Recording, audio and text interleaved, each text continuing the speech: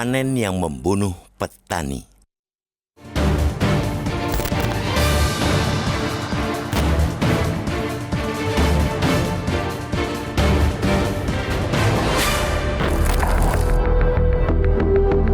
Panen mestinya jadi kebahagiaan petani.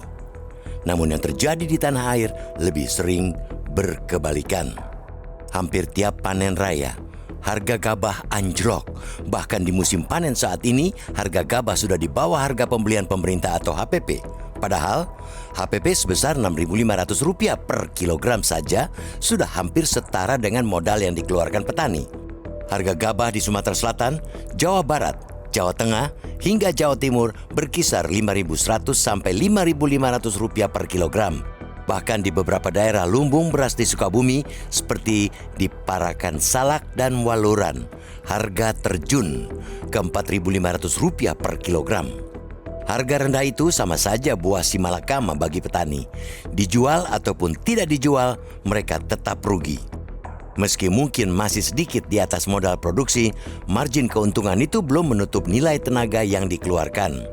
Kondisi itu bukan lagi memprihatinkan, tapi keji.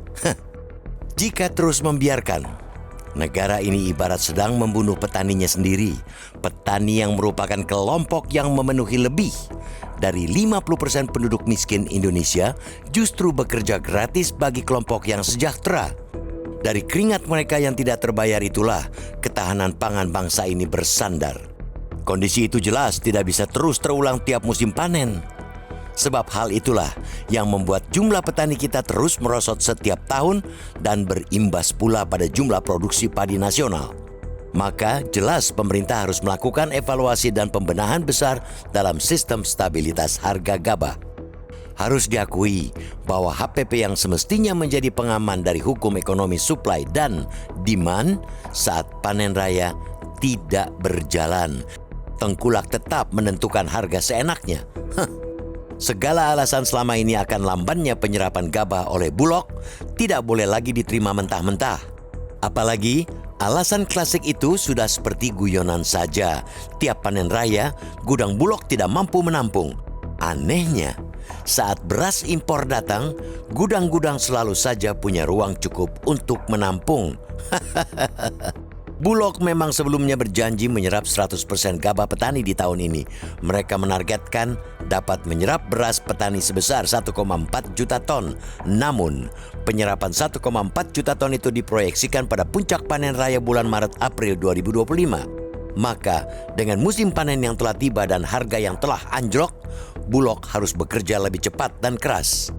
Tuntutan yang kini dihadapkan pada Bulog tentunya pula menjadi tugas pemerintah untuk memastikan pemenuhannya. Presiden Prabowo harus memaksimal sumber daya yang ada untuk mendukung penyerapan panen tersebut. Seiring dengan itu, pemerintah pusat dan daerah harus meningkatkan koordinasi untuk penyerapan gabah maupun penyediaan infrastruktur penyimpanan. Dalam kondisi harga anjlok ini, pemerintah tak bisa sekadar mengeluarkan imbauan pada petani untuk memilih menyimpan panen mereka. Itu bukanlah solusi efektif. Bahkan, jikalaupun petani dan kelompok petani memiliki kemampuan untuk menyimpan panen sementara, mereka tetap terus dalam ancaman rugi. Negara sudah semestinya hadir, lebih intens untuk menyelamatkan petani.